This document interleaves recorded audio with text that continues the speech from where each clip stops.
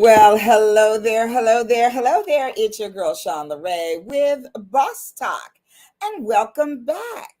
So, as you well know, we are here every Wednesday at 6 o'clock Pacific Standard Time, 8 o'clock Central Time, and 9 o'clock Eastern Time. And I want to thank you for joining us once again tonight on Boss Talk. That's bold, one of a kind, sensational superstars, and that's you.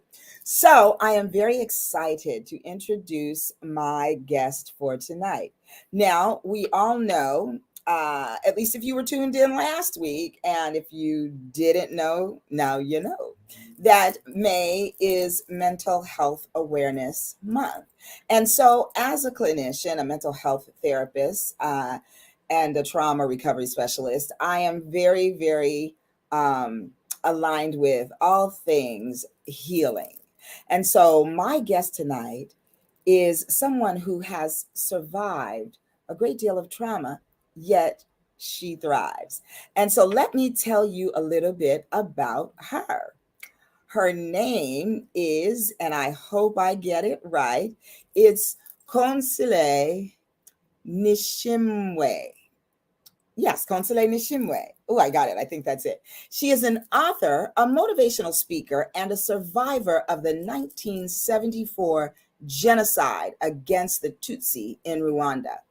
Today, Consolee is a committed speaker on the genocide, a defender of women's rights, and an advocate for other genocide survivors. In 2012, Consolee released her memoir, Tested to the Limit, a genocide survivor's story of pain, resilience, and hope. In recognition of her courage and accomplishments, Consolee was awarded the 2013 ALSAF Living Legacy Award, and she'll tell you more about that organization.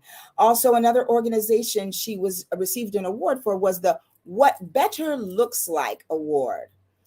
Her Hero Lifetime Achievement Award from Huntington National Bank, and New York City Citation Award in recognition of her tolerance as a victim of the 1994 genocide against the Tutsis in Rwanda.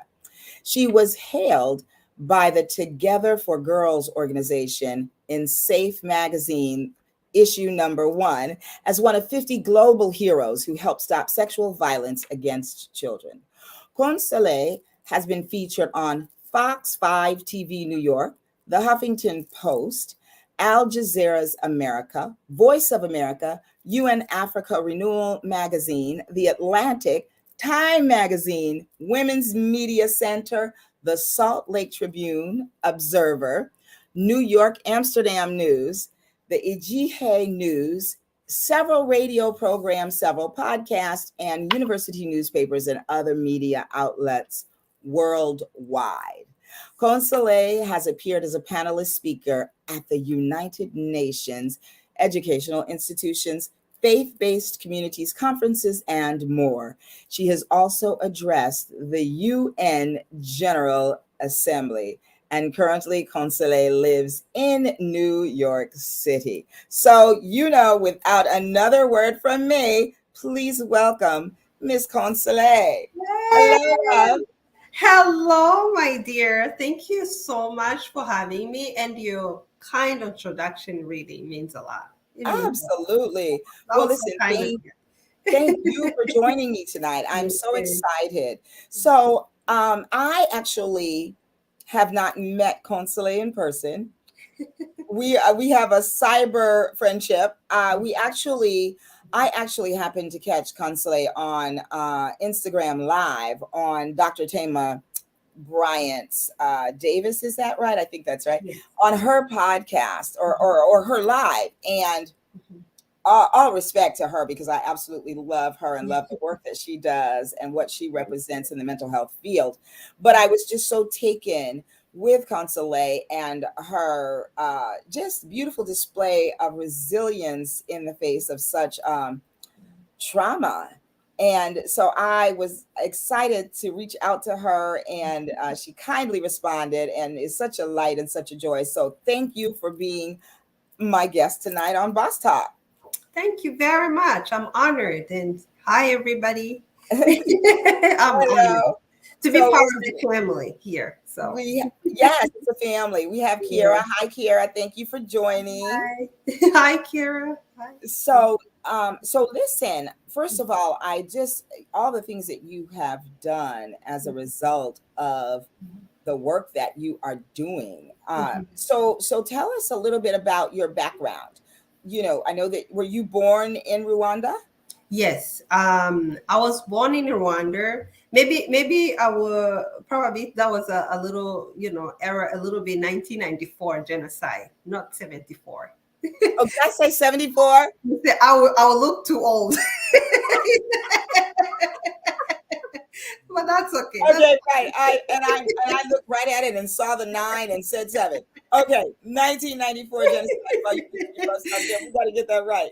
Thank you, thank you. no problem, no problem. I just wanted to let people know so I won't they won't be confused. So Yes, absolutely. Thank you. yeah, no problem. Yeah. Thank you very much for having me here. Really, it's an honor to be part of the community here. I'm part of the community right now, so now I Yes, you feel are. yeah, and it's since it's uh, the Mental Health Awareness Month. For me, it means a lot, and to be here to talk about some of the important issues as human beings, we go through. As you were mentioning, I was born in Rwanda, and I grew up in Rwanda. I came in the United States as an adult, so that means I went through what I went through in Rwanda at that time during the genocide. So, and I was very fortunate. I had both parents. In 1994, I was 14 years old, Mhm. and I had to go through the genocide, which took many of my family members. Mm. My dad, I had a beautiful parent, my dad, and my three younger brothers, because I was the oldest in my family. And we were from ages 14, 11, 9 years old, 7 years old, 16 months old. Meaning, like, my three brothers actually were killed at that young age. They were Mm. 9 years old, 7 years old, and 16 My, months old. my. And many of my family members, my grandparents on both sides, my uncles, my aunts, and my cousins, but I survived with my mom and my sister, Mhm. and thankfully she's a beautiful soul. God bless her. And she went through a lot, and unfortunately during that period of the genocide, I had to face unimaginable horrors at that young age. Being a young girl who was happy living with both parents, suddenly now you have to hide. You don't know if you survive. They kill some of your people, and then so many horrible things happened to me. And during that hiding period, and I had to go through rape also during the Mm. genocide, because rape was used as a weapon. Many of the people know that in conflicts, where there's a conflict, where there's a genocide, rape is always used as a weapon against Mhm. two women. So Yes, it is. even now as we speak, where they have conflicts and genocide and war, a woman is being raped and tortured. Yeah. And unfortunately, it's still happening. So, and many women and girls, young, even old, were brutally tortured. In case of Rwanda, after raping women, some of the women were raped by like a gang of people, of killers, Mm. and torture them in the most horrible way. When you read the way it happened, it's one of the worst horrible Mhm. thing that happened to women. Mhm. And some of us who survived, we lived with the consequences. And as you can imagine, it was not easy. You lose people, and then you were raped. And then after that, I found out I was HIV positive as a Mhm. result of what happened to me. Wow. It was not easy as a young woman to go through that. And then now you have to live again because you're alive, you have to live. And how are you going to live? So it wasn't not easy. It was a journey for me. But because I've done so much work on myself, that's why I'm here. That's why I'm talking to you. Yes, And yes. and that's what I feel like. Also, I have to be part of helping other women like myself, and Mhm.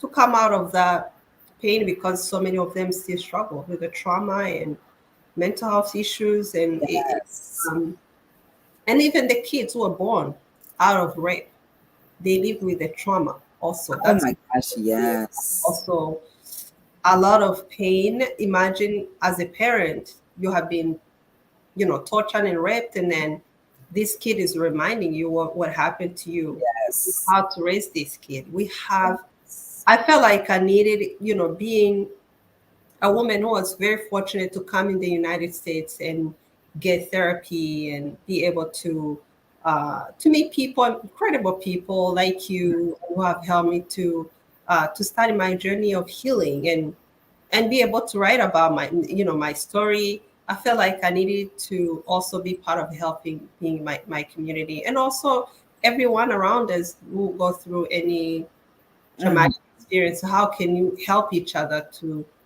heal, to be your Yes. healing journey? So I feel like I can do a little contribution in supporting each other as women and helping each other. So that's why I feel like I survived. That's why I feel Yeah. like I'm here. So Yes. Yes. that's So me. when you say that you feel like that's why you survived, Mhm. do you mean that the idea that you could help others is part of how you got through the trauma that you were suffering? Because I know a lot of times when you're in it Mhm. there, Mhm. you can't see Yeah. that bright part, that part that says, Mhm. I'm going through this so Mhm. that I can help others. Yeah. Or were you able to? Because I know sometimes I can do that. Sometimes I, Mhm. have those moments Yeah. where, um, Mhm. it's very difficult. I Mhm. can't find a thing that's good. And then I snap out and I'm like, wait a minute, Yeah. I need to go through this for a reason. Mhm. And Yeah. then you can sort of transform that purpose Mhm. and sort of shift the way that it's impacting you. Is that what it was for you? Can you share a little bit about that? Yeah, no, that's a very good question. After surviving the genocide, of course, I didn't know I was going to be who I am now. So, Yeah, and you for were. me, it was a journey for me. Mm, So, like many other young survivors, even older survivors, you never knew that you were going to function again and be a happy mhm. person and be able to even do normal things like you were doing before. So for me, I take this as I'm truly grateful every day I get up in the morning that I'm in a place where I feel great within, because I it took me many years to get to a point where I felt comfortable to even talk about what I've gone through, because they were affecting me every day. So it was a journey for me. So, and one of the things that has helped me in my journey, despite the fact that I was going through a lot of trauma through my teenage life and up to my adult life, because I felt great in my adult life. Actually, that's when I felt better, because that's when the work within myself worked well, because I allow myself to let somebody help me, to let Yes. someone be there for me, Mhm. support me in this journey. And because someone helped me, that's why I'm here. That's why Yes. I'm able to, even because even before I couldn't even put in words what I've gone through. And I would be just like, trauma affects differently. For me, I couldn't even explain what I was feeling within myself. So Yeah. that took me some time for me. So therapy, God bless therapists, God bless you. They helped me to find the words to describe the pain I felt within myself. Because coming from a culture where we don't talk about pain, we don't talk about Mhm. anything about painful things, it was hard for me. as you can imagine, it took me a lot of strength and courage to be able. When I saw myself going through that journey, I felt like I needed to also, help my fellow survivors, even other people too. But when I'm talking about helping it's not like counseling, because I'm not a professional counselor. So Right. I just share my journey with them and be there for them, and also tell them that it's okay to ask for help, because Yes. sometimes you don't know if you need it. So I say it's okay. Don't be ashamed. Ask for help. Yeah. Yeah. So I I think feel like that's great. that's where I feel like my help comes from. So Yeah. No, yeah. and I think that's really great because a lot of times people are afraid to be vulnerable, number one.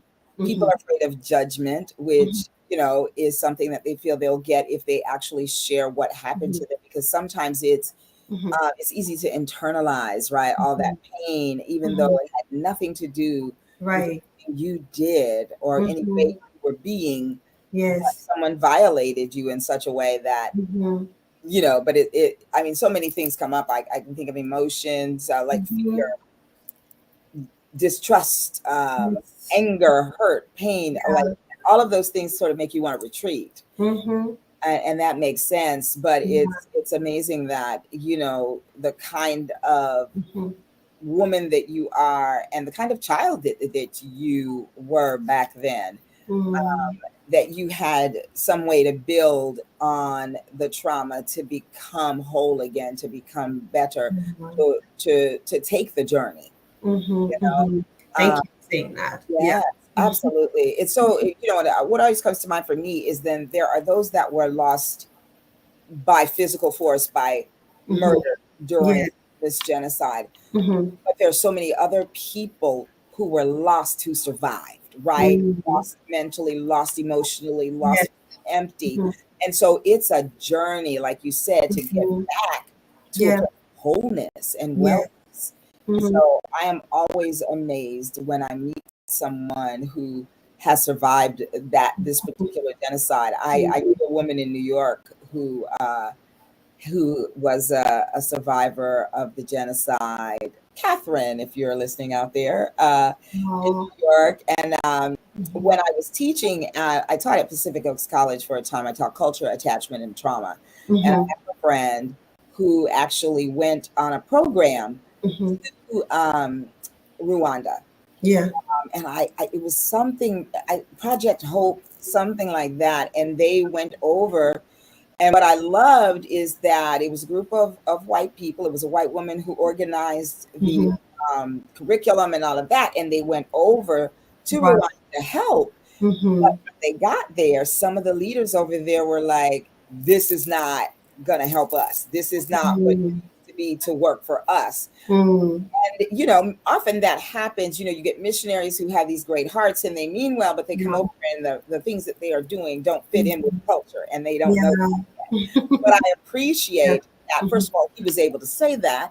And Mhm. secondly, that she was able to take that and Mhm. not, take her marbles and go home, but actually went back home and worked on the program, implemented the things that Yeah. he said. And it turned out to be a really great program. And we got to see video from it. We Wow. actually got to talk to a young man Mhm. who Mhm. was also a survivor, Mhm.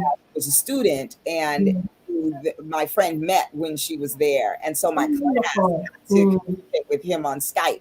Mm. And so it was such a great experience and a great treat for them to be able to actually talk to someone. And Mm. as Americans, we can be a little pushy in our, in our all of our things and our comfort and the Yeah. amenities that we have that others don't have, and we can be so caught up in that. And so I think Yeah. that's good to Yeah. hear about these things and to witness. I actually appreciate always the people who want to help, because we needed it. We Mm, needed it a lot, and there are so many. I really appreciate everybody who has done something to help us rebuild ourselves. and Yeah. also to learn how to talk about what you've gone through. I can understand that when it comes to culture, there's so many, cultural, things that somehow, you have to find a way to know how to talk about things. And for me, the reason why it helped me here is because I got to learn the culture here. To learn, I have both. I have a lot of, my Rwandese culture, and then I have also some of American culture, really, because this is my second home. So that's why I was able to get the help I needed. So that's why whenever I speak also to some people who go to Rwanda to help, we also talk about cultural things. How do it's when somebody says, especially when it comes to women, when they talk about their bodies, what happened to them, they don't necessarily speak in names. They will just speak it somehow in a way that you may not understand what they mean. So you will say that's what she means when she's talking about maybe like they killed me, I died. So that means like, you know, she means like even though she's alive, but she feels like that's how she That feels. inside. Yeah. Yeah. So we always talk about that amongst ourselves as survivors, Mhm. how to help the language, what the language people use when they talk about their pain. So what they mean when they talk about, things happen to them. So because people use Yes. different ways of talking about their pain. For me, also I had to explain what I mean, what I say. So it took me a lot of time to even, Right. be Mm-hmm. able to translate what I mean, Right. what I was saying. Yeah. So But yeah. good for you for hanging in there, because I know a lot of times when you're in that kind of pain, Mhm. it's like I'm in pain and I gotta explain it too. It's like I said what I said, but now I gotta go deeper and try to help you connect with it. And Mhm. so I just applaud you for being willing and being Thank you. gracious as people tried to grasp, what was going on and how to help you. Yeah, actually, one of the thing I realized, going to therapy and talking about my pain, the beauty about, going to therapy, because I realize it doesn't matter even if you don't know how to explain things. And that's because you are trained. It doesn't matter whether you don't speak, you don't understand the culture of the person, but still you know how to help a person. So, Right. and that's the beauty. I always encourage my fellow survivors who live in diaspora community, sometimes who are saying, how I don't know if I can go to someone who don't know very well about my culture. How am I going to explain what I've gone through? I say, no, they are trained. They know how to do it. They know how to speak to you without necessary, um, because they're very well trained. And those who have been courageous enough to go to therapy, they feel great. They feel great. Yeah. Yeah. Well, Hmm. we as therapists, we talk about cultural competency, right? Hmm. So obviously, you're not going to be able to sit Hmm. down and study in Yeah. depth everyone's culture that might walk into your office. Right. But if Hmm. you're culturally competent, then that means that you're open to learning. And Right. that's the key. And I think that's where a lot of therapists fail, because there's a huge thing now everywhere on diversity, right? And Hmm. understanding. And here Hmm. in America, we're having our own trauma with all of the losses that we have had at the hands of the police and Yes. social justice and all of those kinds of things. And Hmm. so it's almost like people who are not of color Hmm. are like treading lightly and tiptoe. But I think it's important for us to educate Hmm. um, ourselves about those things that we don't Hmm. understand, because I Hmm. think it's a lot to expect Hmm. the trauma survivor, Right. educate you as That's. they heal. And Hmm. so I there is a huge, huge gift in silence. Yes. And someone who talks as much as me, I really, And also, I come in a culture where people are reserved. They might mm, not say too much. They will just say things that will keep quiet. Yes. Yeah. So Yes. yeah, some of the people are like that. Yeah. Yeah. Hmm. When that happened for me, I consider myself an eclectic Hmm. therapist, which means Hmm. I don't like any one modality over another. Or I mean, there's some that Right. I like over another, but I don't indulge in only one. Hmm. And so there was a marketing guru who told me that I wasn't eclectic, I'm Yeah. multi-passionate. So I Mm. like that even better. But Yeah. the truth of it is, because I also believe that like there are times that you might not have the words to Hmm. say what it is you need to express. Hmm. But I believe there might somebody somewhere might have written a song Mm. about it, and listening to that song may Yeah. give you language to Hmm. it. Maybe I believe in using art as a healing Mm. tool. Hmm. I'm not an artist by any stretch of the imagination, but I do use art in the therapy room because I Hmm. believe that art can create metaphors that also help with healing and communicating across Hmm. cultural Yeah. barriers and cultural lines. So Hmm. I did art therapy too, even you though I'm did. not a good, drawer, but yeah, it really helped a lot. So because that was in the early beginnings when I needed to kind of express Yes. things, and I wasn't like open. Now I feel like I talk a lot. Yeah, so I was very, very reserved. So Mhm. yeah, but now I'm more like open, like I open Yes. myself and kind of open me in a way that I never thought I was going to be. So Wow. yeah, Yeah. yeah. So it helped to kind of like express certain things I didn't know that I could even like express. Yeah. Wow. Yeah. That's So rich. and it changes you. Therapy really kind of brings out of something because I was still young, growing, Mm-hmm.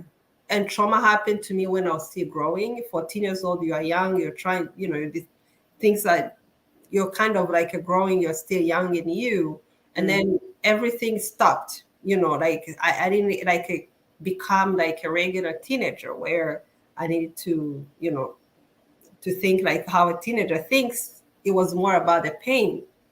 But then when I went to therapy, I feel like I always joke that it kind of allowed me to live in both worlds, adult and the teenage life I've never lived. Like I Uh, could feel like I have both within me. So oh, that's really nice. Yes. yeah, so I don't know if it happens to a lot of people. And sometimes because I love music, I love to have fun. I have to kind of like, like enjoy life and be a little bit like a kid in me. Yes. So I feel like maybe that's why therapy is important.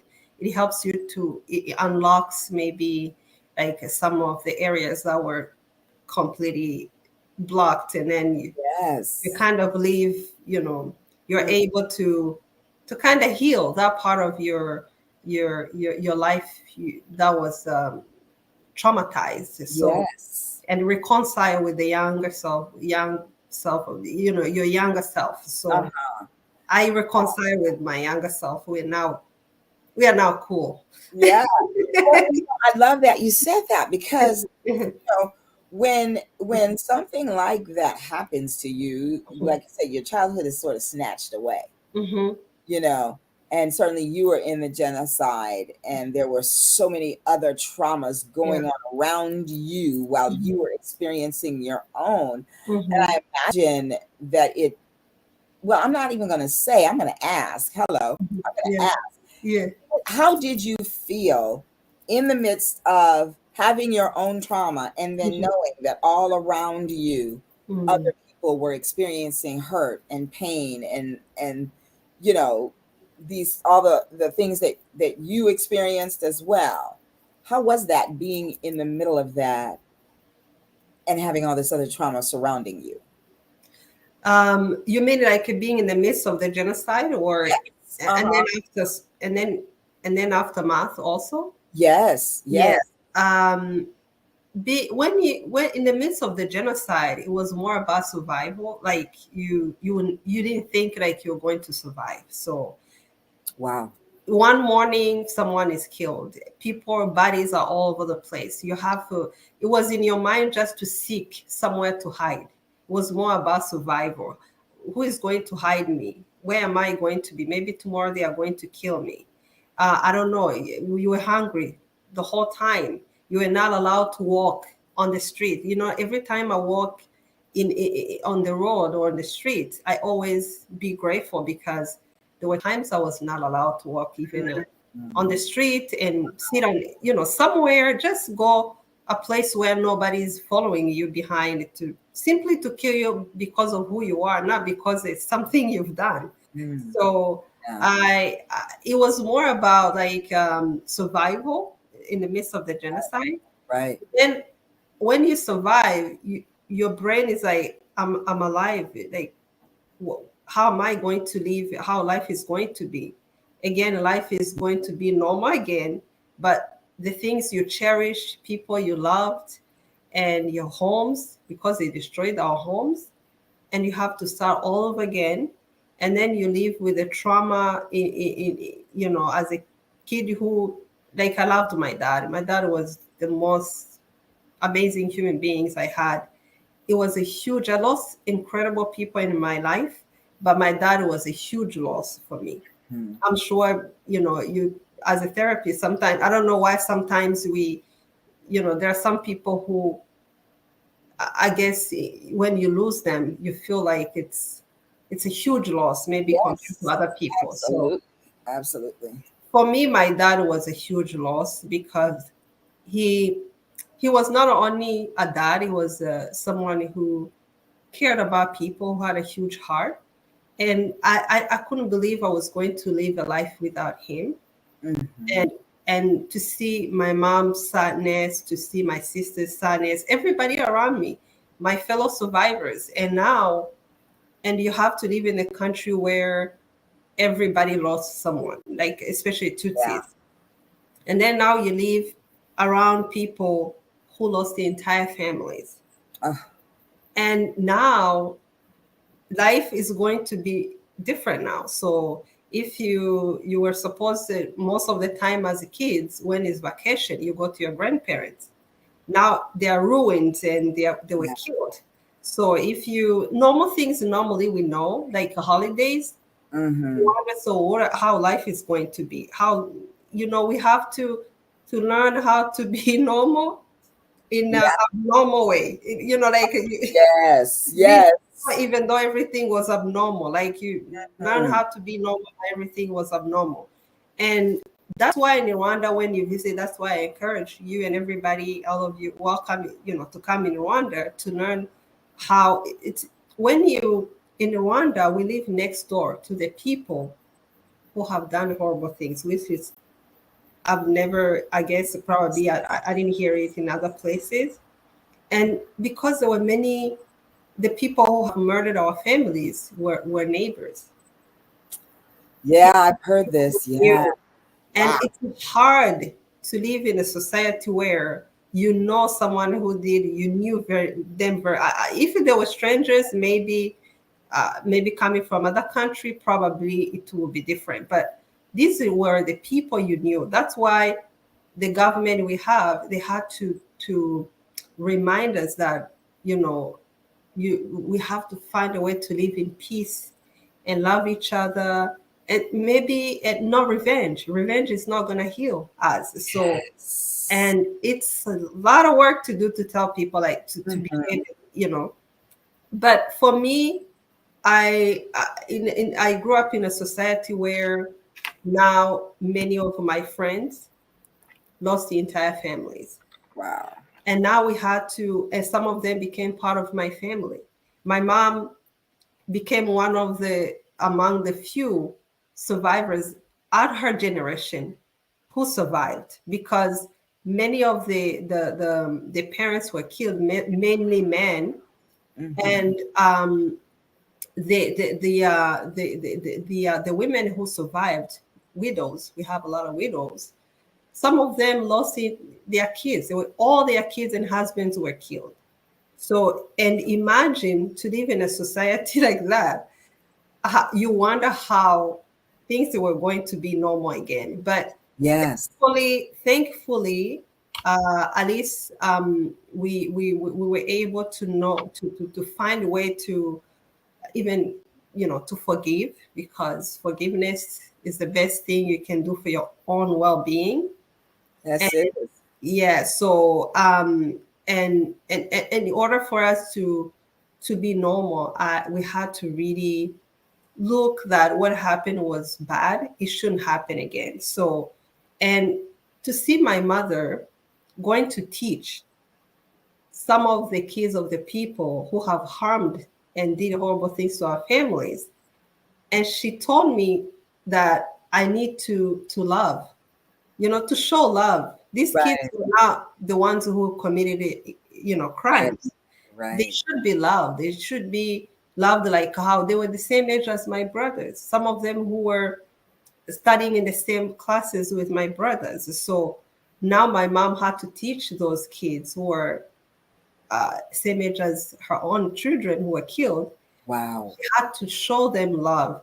To me, I am truly grateful that my mom survived with me, because she showed me the way. She showed me um, how to live a healthy life despite the pain. But she was able to show me that you know you can love despite the pain.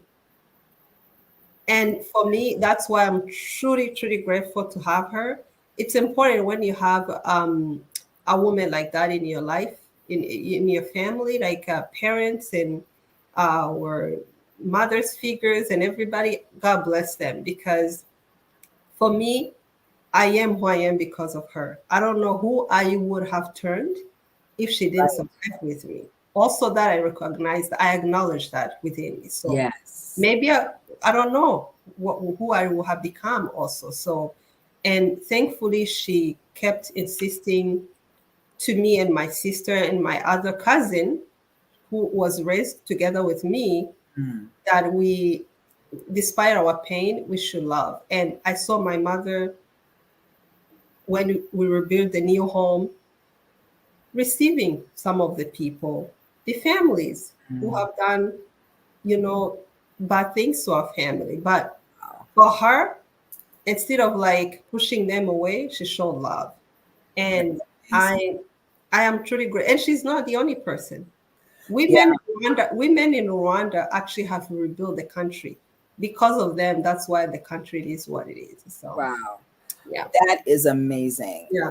I love that you said the quote you said that revenge will not heal us. And I think that sometimes when and that is also a testament to Mhm. your own healing. And that was all part of the journey, because I'm sure there are times that you wanted to hate, you wanted to be angry, I know. all of those things, but you were able to dig deeper than that and Mhm. recognize. And that's a special gift that you have. And now it all makes sense, all the awards and accolades and all of the speaking that you're doing. It's beautiful and it's so Oh, necessary, but thank you. it fits like a glove And because it I don't take this for like I really appreciate you for saying this, but I I always appreciate women, survivors, women, Mhm. and even other fellow survivors, because we support each other through this journey, my Yes. mom and others.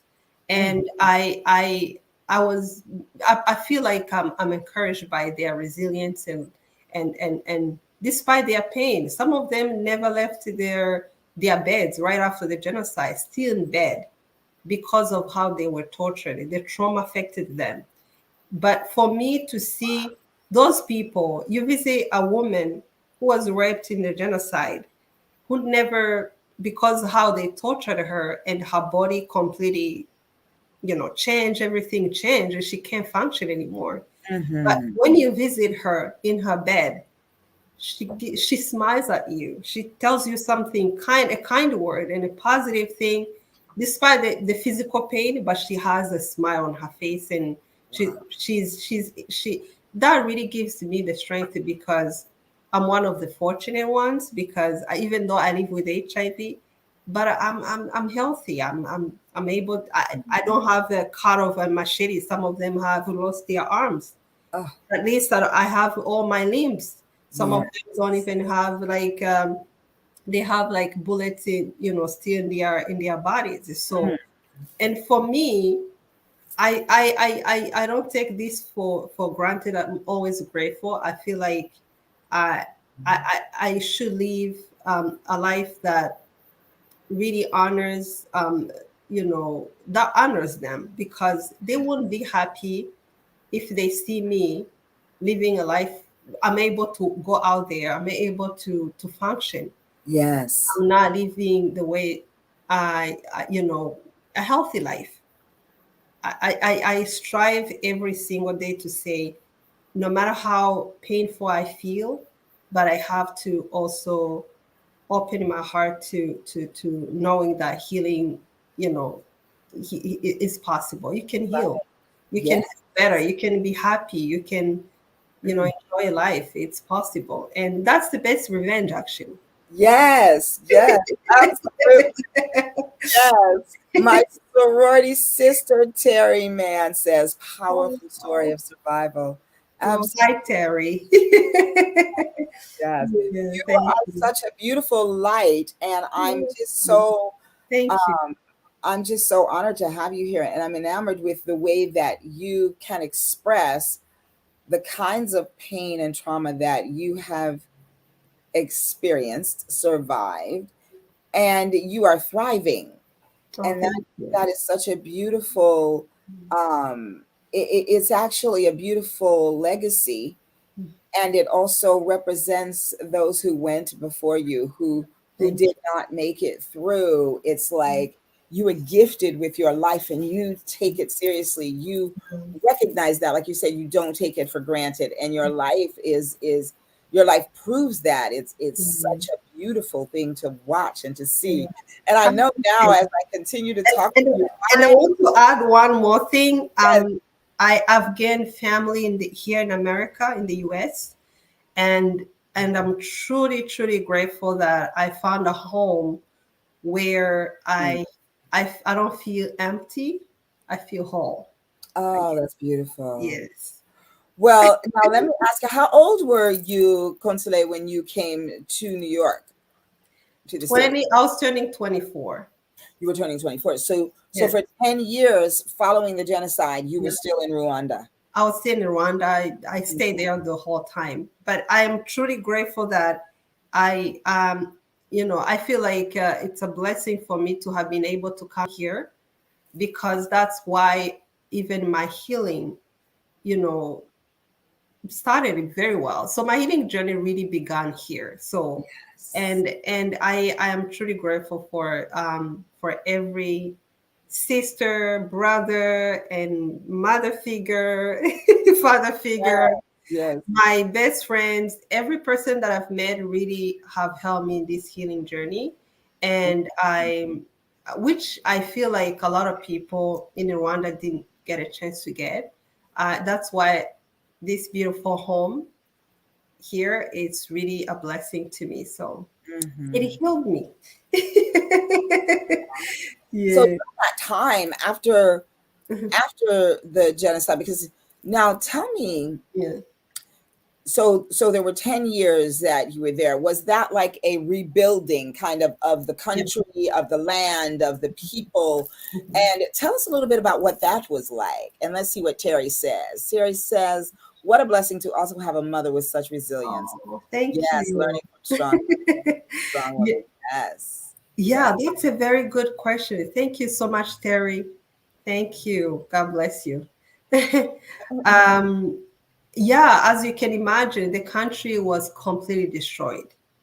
And the people who were going to the new government, which stopped the genocide, actually, they are the ones who stopped the genocide. They they were inherited by trauma, this, everything, as you can imagine, everything was completely destroyed. So, and for them, I really appreciate them for the work they have done. And sometimes I'm amazed how they were able to rebuild the country and how they were able to make people live in peace and harmony. Now a country is everybody visit the country. You see, everyone is able to contribute to the healing of the country. So it's a beautiful thing for me to see. And right after the genocide, of course, there were bodies everywhere. And even now, we still find the ruins of our family members. So because some of them were in the mass graves, some of them were, thrown in places that you will never know unless somebody tells you. So the people who have killed them, if they tell you where they put the bodies, at least you'll be able to give them a decent burial. So what they did, they have to create memorials. We have a lot of memorials in Rwanda throughout the country, and one of the main memorials is Kigali Genocide Memorial. A lot of people visit that memorial, and for the people who don't know, people have been also killed in churches. We have some even churches, memorial church in the church. Normally, because we've never had only a genocide in 1994, we had a genocide also in 1959, 63, and also 73, but it wasn't to the scale of a genocide we had in 1994. And before, in those times, people used to go to hide in churches because people thought maybe when you go to a place of a holy place, no one is coming there to kill you. And in 1994, people went to churches hoping that nobody's going to find, no one is coming there to kill them. Right. Unfortunately, it became a different story. A lot of people are killed in churches, and you find the bullets and, clothes of people who are hiding, who are there. So it was not easy thing. So because people are killed everywhere, now you find you find the homes completely destroyed of people who are Tutsis, and now you find like I come in the area in my hometown, in my district, it's actually ranked number 1 to lose a lot of people in the country. So as you can imagine, surviving there. Yes. Coming in the area that is ranked number 1 to lose many people. It's when I think about it, I couldn't believe like how, it was, even though we had a genocide, we have a beautiful culture. And that's why it's harder to even comprehend that people murdered other people, fellow neighbors, because as a kid, I grew up knowing that, I would see my neighbor coming home, we share meals. People used to knock on your door without even like having to call or text ahead. That happened before. So I knew that people would come home, we got to visit people, we go to churches with more people, social in the country, very social. Yeah. Social. And to see the scale, how the genocide happened, it was a shock to a lot of people in their minds, because of our culture is a beautiful culture. So it shows you like when you teach ideology of hatred, what it can lead to. Yes. Even though people were happy living together, but the ideology of hatred can change their minds without even knowing what. Oh my gosh, Consolee, I am so glad you said that. So I want you to share. I have been able to study a little bit about the history of the genocide, and was it the Hutu and the Tutsi, right? Yes. So can you give a little bit about that background? Because what fascinated me is that these people were sort of duped, wouldn't you say? They were used to turn against their own people, and that blew my mind. Hey, baby girl. Hello, my niecey Poo. How are you? Good to see you. Thanks for joining. Hi, Jean. We call her Jeannie Beanie. No, I said it in French, Jean. I know you said it in French. Tu parles français aussi? Oui, je parle français aussi. Ah, tout. Mm. Ballon après la baston. Yeah. Oh, yeah. Thank you for asking me that question about the history background of. It's sad because when you learn about it, you it's painful to know how things really change. Because in the monarchy time, we people were Tutsis and Hutus were social classes. So the king, and of course, sometimes mostly the king was a Tutsi, because the Tutsi were considered to be like a wealthy, class in a sense. So Mhm, mhm. everybody knew how to come from one class to become a Tutsi. And if you're Hutu, if you're Tutsi, you earn more cows and all that. It wasn't like a monetary money. It was more Right. about things. So mostly cows. If you have more cows, you become a Tutsi. So people knew how to live together in harmony. It was a beautiful thing for people. Mhm. They knew how to live together. It wasn't more about like they hate each other because no, it wasn't like that. Right. And the Germans, the colonial time, the Germans came after World War II because they had to leave because they lost the war in Europe, and they had to hand over also Belgians. Belgians took over, and they had to colonizers, including, of course, Congo and Burundi. So, were some few countries they were colonizing. So, Mm. when they came in Rwanda, they found a system that was pretty much a strong system where people knew how to live, and they wanted the one of uh, the king to follow the rules they wanted to give him, but he refused because he didn't want to do what they wanted him to do. Mhm. Now he So was a Tutsi. he This was king. a Tutsi. The Okay. king was Yeah. a Tutsi. Okay. So in the beginning, they thought, we're gonna favor you. We will do this and this and that. And they were, they wanted him to follow the rules. Yeah. And he didn't like what they were telling him. So unfortunately, they killed him. They poisoned him. So that's how he died. Oh. So when he died, already they went to favor the Hutus. They thought now they had to start measuring people. We are all black. We look like the same way I look like you. But Yeah. what they did, they used their system they have back in Europe, like in Belgium, to to show people how they look differently. So, Yes. and what they did, they had to measure noses, and they had to look if you have a little lighter skin. They have to figure out ways of how to show people they're different. So, Yes. and people we're black, but we some are tall, some are short, but but still we were all black. So, and they found a way to say, oh, Tutsis look more like tall, they have a longer nose, and they had to see like Hutus look a certain way, So and more European.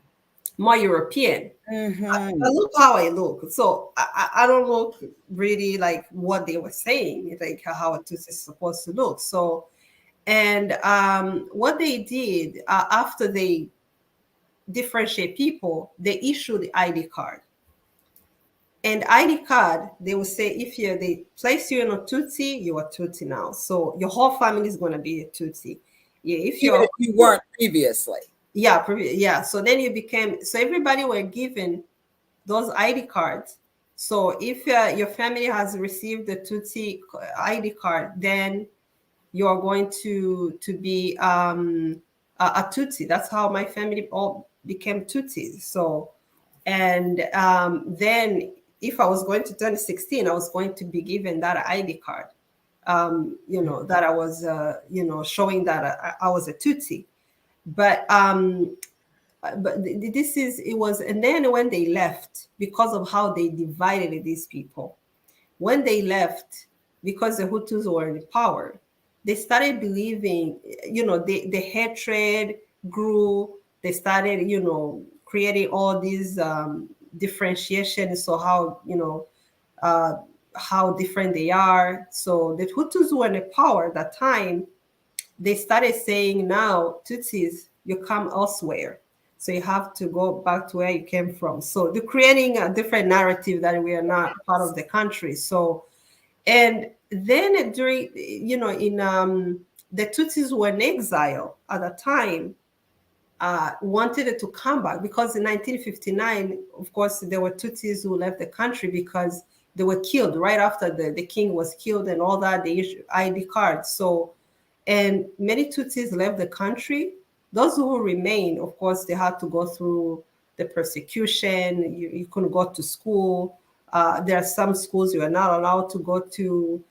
There are certain things you couldn't do. So that means it was like it's like a racism, institutional Yes. racism, in the country. So, and there were so many things that were saying that Tutsis were not allowed to.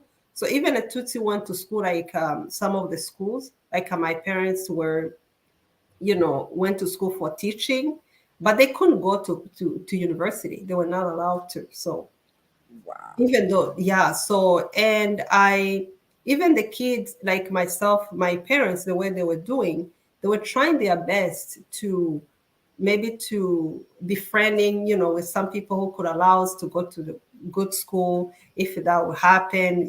It wasn't easy. Even the Tutsis who went to school, it was just because they were begging Catholics. If you become a Catholic, somehow it worked. So you have Mm. to beg the Catholic, leaders to help your children, and you have to, to do all kinds of things to help.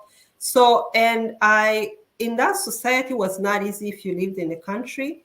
So in 1990, Tutsis were in exile. Mm-hmm. They want to come back and live in their own country. So, and when they started asking to come back, the government we had at that time, they said the glass is full. You can't add any more water. So that's what the president said at that time. Yeah. So, and then when he said that, of course, those who are Tutsis, they had to, to find ways. And in 1990, that's when we had the first war. But in 1994, so then they said now every Tutsi in the country must be killed. If these people want to come back, if they come back, they won't find anybody. So, and now they plan a genocide, and there was a radio that was placed in the country, RTLM radio, I remember. which was used, and to spread the hatred. And Yeah. that ideology, even the Hutus who didn't believe in all kinds of things they were saying, that radio and the newspaper, the propaganda, it was spread out everywhere. So throughout the country, and even people didn't believe. They started calling Tutsis cockroaches and snakes, and to say all kinds of dehumanization, language, and even Hutus who were Mm. agreeing, or who are not agreeing with that. Some of them were killed. So there are some Hutus were killed because of that. And a prime minister we had at that time, a woman, was killed in the genocide. She was a Hutu, but because she didn't agree with what was happening, they killed her. So it was so sad. But we found some people who stood up to not accepting, but they were killed. So My goodness. and right after the genocide, that ID card was removed. We no longer have that ID card. We have the ID that shows you are Rwandan.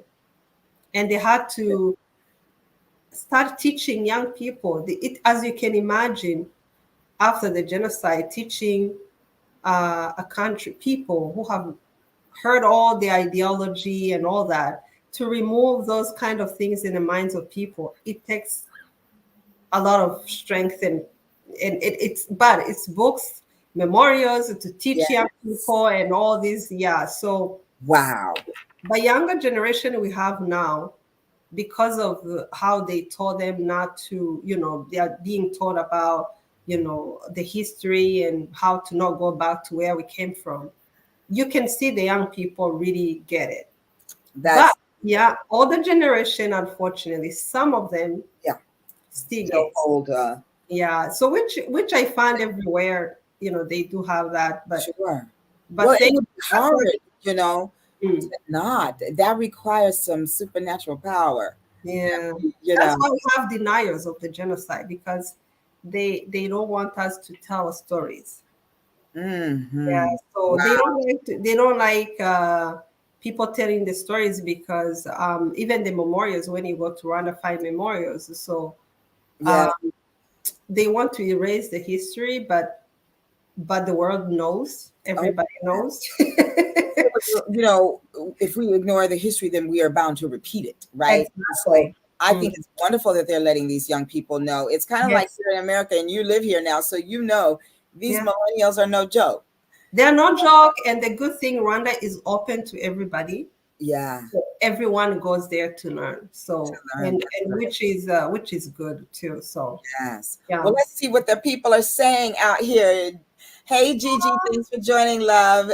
Gigi says Thank good you, stuff. Gigi. She said, just an incredible story. Oh, thank Absolutely. you. Uh, Terry Mann says, this is Oh, the best class I have been in all day. thank you, Terry. Absolutely. Now, there's one more thing She's that good. She's good, and I'm able to say things because she's guiding me well. So thank you, darling. Thank you, darling. So yeah. here's something that I learned about too that just blows my mind. And I Mhm. want to hear your thoughts on it because I remember when learning about the group that went over there, one of the things that they talked about that they thought was bad was Mhm. this thing that I'm going to talk about right now. And Mhm. so, of course, there's mixed messaging, especially from trauma recovering specialists like myself. The trauma world, some of us say this, Mhm. others of us say this, and that is, tell us about the 100 days of mourning. Oh, thank you for asking me that. Yeah, 100 days mourning. Actually, we call it in Kinyarwanda kwibuka. Remember, kwibuka. Kwiwuka. Kwibuka. Yes. I'll say it one more time. Kwibuka. Kwiwuka. Yes. Yes. Kwibuka. You could find it everywhere. They say kwibuka. Now it's worldwide word. So kwibuka. Yeah. So it Okay. means remember. Yeah. Hmm. And now we say kwibuka, remember, renew. What's the last one? I forgot the last one. So there are three words. Yes. Um, it means that during 100 days, because the genocide lasted for 100 days, so we remember those 100 days, what happened, the people we've lost, um, and we have to also educate what happened during those 100 days, honoring the memories of those we lost, and also we still also giving a decent burial because we still discover bodies during those 100 days. We discover bodies, and we also talk about what happened. So you find it in many places, even in the country. So we hear testimonies. Survivors are giving testimonies, which is a new. When I started, we were very few, but now at least a little bit people are opening up and talking about what they've gone through. So Mhm. we're encouraging about people to tell their stories and visit the memorials and because when we talk about it, we are making sure the history is not forgotten, but at the same time people still struggle with the trauma. We want to be able to for them to seek help. Yeah, So and there are groups it's one of also. the Yeah. things. Mhm. Yeah, no, And go ahead. Go ahead. You were saying. there are survivors organizations that have been doing a lot of work to talk about mental health these days. So yeah, what it means to take care of your mental health, and Mhm. especially that we have people now, we see like a suicide, which is something that we never had among survivors. And they Uh, said in Rwanda, actually, people who are struggling in mental health, the rate number is among survivors.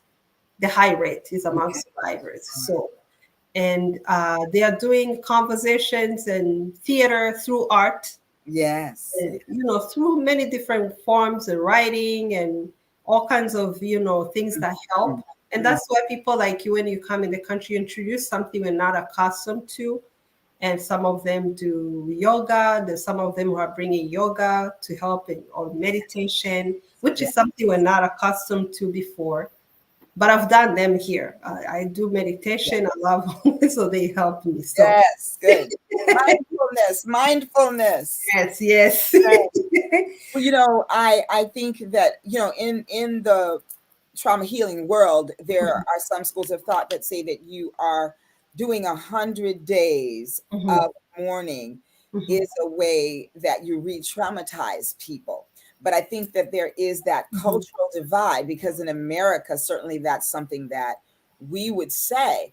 But I mhm, think in your country, in Rwanda, and having survived that, it's a deeper kind of thing, because I believe in those 100 days, not only are you remembering mhm, the trauma, not only are you remembering the trauma and the pain, but you're remembering the loved ones, you're remembering what the times were before. And I mhm, think it gives pause for people mhm. who Who bought never go through? into Yeah. that, right? Mhm, Yes, and who bought into that propaganda. And for mhm. those of us who didn't, to be able to see Yeah. how easily the Yeah. enemy can come in and present himself Yes. the way. And also we have because we have different categories of people in Rwanda. I would say three categories: survivors, those who grew up abroad, Tutsis who grew up abroad and came right after the genocide, Mhm. and also we have those. Let me say my generation. So my generation, when I went back to school, I went to school with someone who come from a family who committed the genocide, and another one who is a Tutsi who grew up abroad. Their family came back after the genocide. Mm. So, and then add me.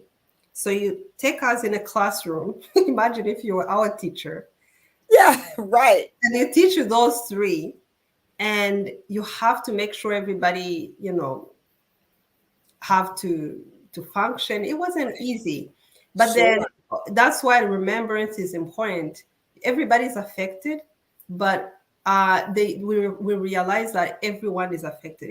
Even families that come, people who come from families who committed the genocide, they are also affected because imagine you grow up as a kid knowing your family committed the genocide. Yes. That itself is a trauma to me. I believe that. So, and and Yes. and for another kid whose families left the country because they were running and for their lives, and they went through other traumatic experiences, they're living in exile in the neighboring countries. That itself, being born in exile, and then you come in a country that is completely destroyed, you have other issues also you go through. It's trauma. And Yes. adding someone like me who was in the genocide, Hmm. and the country was inherited by all kinds of trauma, and then now we have children who are born after the genocide. We're having intergenerational trauma, which is something that also we talk about. There you go. Yes. Intergenerational trauma. So Absolutely. eh, And from my mhm, perspective, mhm, there's a book that mhm. every therapist worth her salt, particularly working with trauma, should read, and it's called The Body Keeps Score. Yeah. And that is when you have that trauma, it changes your DNA structure, it Mhm. changes your hormonal structure, and so Yeah. absolutely it's passed down into Pass down. the, Yeah. the body, into the who you are. Mhm, And so you're born into that trauma. Now, mhm. certainly there are things that we do, to move us past that. And there are, like, as Americans, we were born of the trauma of slavery, Yeah. which Mhm. was the same exact kind Yeah. of trickery from the Mhm. colonizers that Yes. we experienced with the genocide, only it just happened at home, Mhm. in your own homes and against Yeah. one another. But I do believe that when you think about those similarities, Mhm. the common denominator Mhm. is that colonizer. And I'm just, Yeah. whoo, girl, I could talk to you all night. Let's do it. I am happy talking to you because we're what Big Sister Gwen says. She says, ladies, you are so right to discuss all the healing modalities like Yes. mindfulness, breath work, prayer work, and yoga, etc. is so important for trauma victims to have intro to and access to. Absolutely. Gwendolyn is a mindfulness diva, as well as she's worked and studied breath work and personality profiling, and there's one I'm missing, aromatherapy.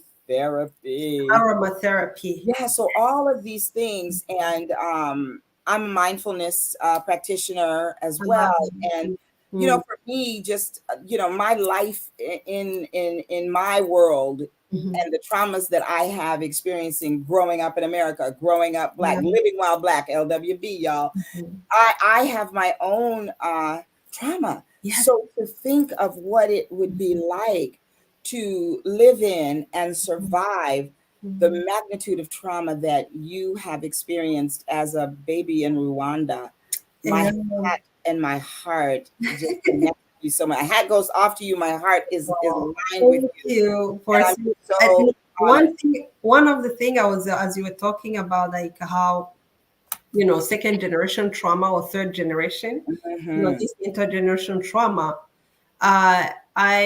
We started having kids who were born from survivors. Talking about how they affected. So this is a conversation also we're having. So they are talking about their own stories growing up, how you were when you were raised by someone who have gone traumatic experiences, because many of them now are young adults. They are, some of them young adults, and so, and they talk about living with that person, what it's like being raised by that person, how it affects you, because some of them go through. I have a friend of mine who wrote a book about her being raised by parents who were survivors, and they had to, one of them had PTSD, and they had to go through, you know, all those traumatic experiences. And so, and these are consequences of what we've gone through. So, which probably will take years, generations. Absolutely. Yeah. But you are not just a survivor, as I said, you are a thriver, because you have gone on to do great things and you represent so well. And I'm so grateful to have you here tonight. Now, tell us about your book and tell us where we can find it. My book is called Tested to the Limit, a genocide survivor story of pain, resilience, and hope. And it's you can find it on barnesandnoble.com, Amazon, everywhere, you know, online, you know, platforms. You can find it. And if you write just in a Google, if you write Tested it to the limit. So, and hopefully I can have it translated in many different languages. And it can, because a lot in the beginning when I released it, it was more like, let me take a deep breath, what I just did. I just now let me check the title. Tested to the Limit, a genocide survivor's story of pain, resilience, and hope. Correct, yes. And you can get it Amazon. Maybe you can write Amazon, but they can find it everywhere. I'm sure everybody just go on Amazon. Amazon. And do you have a website? Yes, consolee.org. For anyone who wants to reach out. Can they purchase it there? Pardon? Can they purchase it on your website? Or is it better? No, I'm trying to have it also on my website, but they can purchase on Amazon for now. Yes. Okay. And they can reach out to me via email on my website or my social medias. Of course, if you go on my website, you can also find my social media. What is it though? Tell us here. I have Instagram. You can see both my names, Consolee Nishimwe. Instagram. I'm hitting the wrong button. There we go. Consolee. Why am I putting? Oh, no, that's right. That's just something on the screen. Yeah. Okay. NISHIMWE. MWE. Correct. Yes. Consolee Nishimwe on my Instagram. Yes. And then you can find me on Twitter at @nconsolee. N. If you just write, maybe they can, you can also write my names, both my names you can find. You will find me. But no, give me that one. At N. @nconsolee. So there. Yes. Okay, got it. You have email? Yes. nconsolee@gmail. There we go. Yeah. Yes, ma'am. Thank you very much. Thank you very much. There you have it, y'all. This is where you can find beautiful Miss Consolee. Social media, IG at Consolee Nishimwe. I also have a LinkedIn, but that's okay. These are good enough. So. Oh no, tell me. I can put it down. I can put it one more time. LinkedIn. Yeah, but I can find easily here. So yeah, okay. that'll be fine. So for those who don't use Twitter or Instagram, I can also be found on my LinkedIn, Consolee Nishimwe. You go Consolee Nishimwe. Yeah. I'm calling it LinkedIn. At Consolee. And Facebook. And Facebook is the same? The same, yeah. Facebook is the same. Yeah, Consolee Nishimwe. And Facebook too. Boom. Now we are all over the place. Coming and going. Yes. I love it. I love it. Because I know some people use Facebook, others don't use, use LinkedIn only. Depends. Right. Yes. Well, I'm glad that you have provided us with where you can be found all across.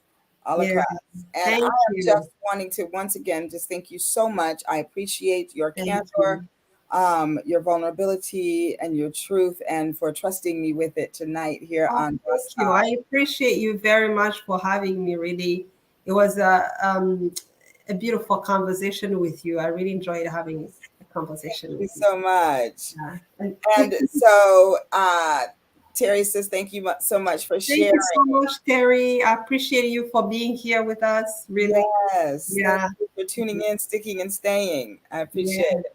Yeah. So I just love you, and I appreciate I love you too. I am honored. Oh, Soror Rwanda's here. This is another one of my sorors. Good evening, Consolee. You are a woman of courage and strength. Thank you for advocating and sharing your story. Most of all, thank you for never losing hope. Blessings. Yeah, thank you. Blessings. God bless you. Thank you. There's one message I always love to leave with everybody. Please do. Maybe I can say it here. Please do. For those who believe, who are believers, when you have faith, you have strength.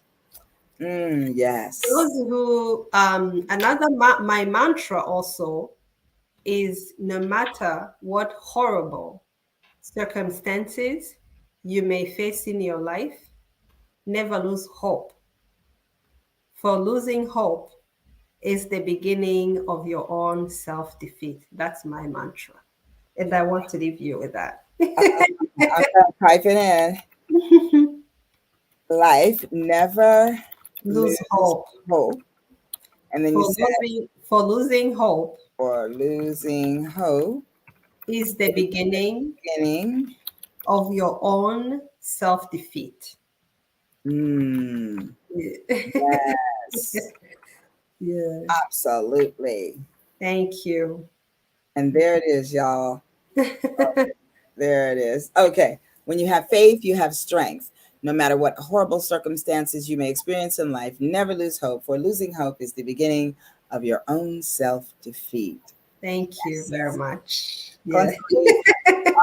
The best. Gwendolyn, you are the best. Gwendolyn says, wow, that's rich. Thank you very much. Thank you.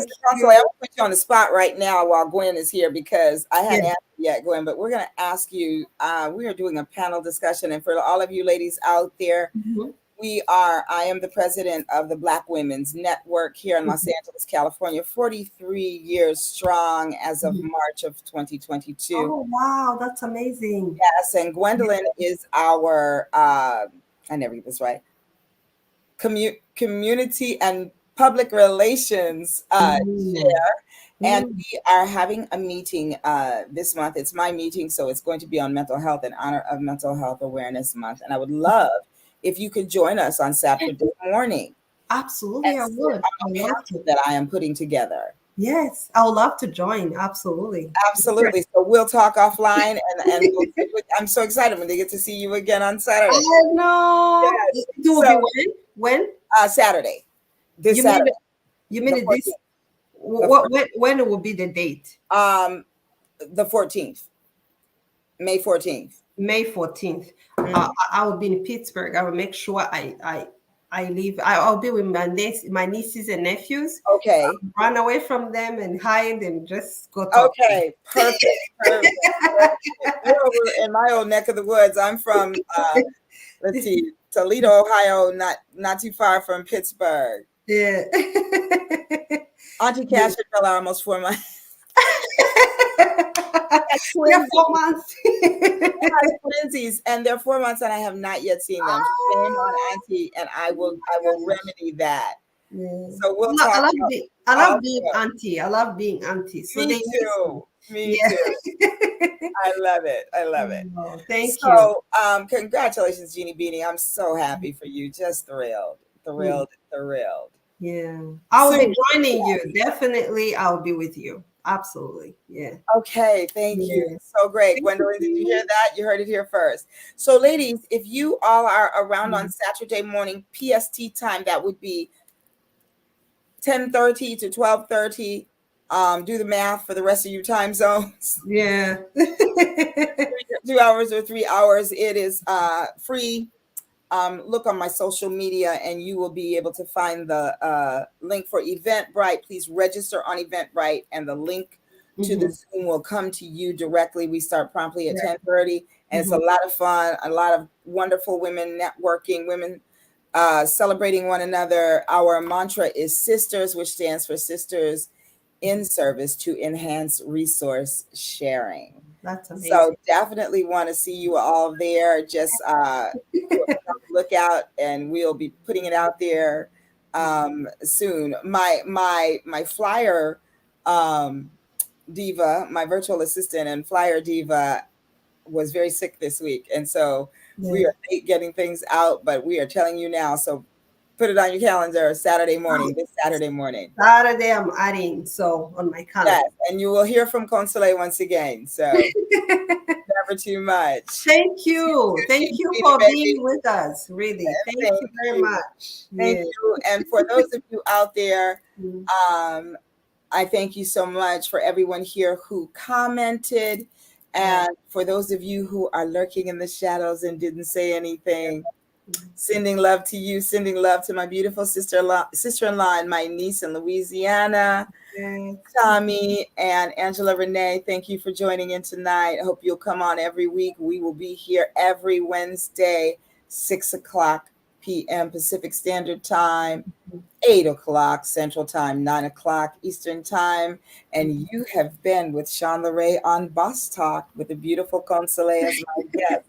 And so this is Boss Talk signing off. That is bold, one of a kind, sensational superstars, and that's you. Oh, thank you very much. Yeah. Yes, thank you. The PR director says, save the date, October 22nd, for our 2022 43rd Women's Conference. Wonderful. Yes. I will save that too. Yes, you might be speaking. Who knows? All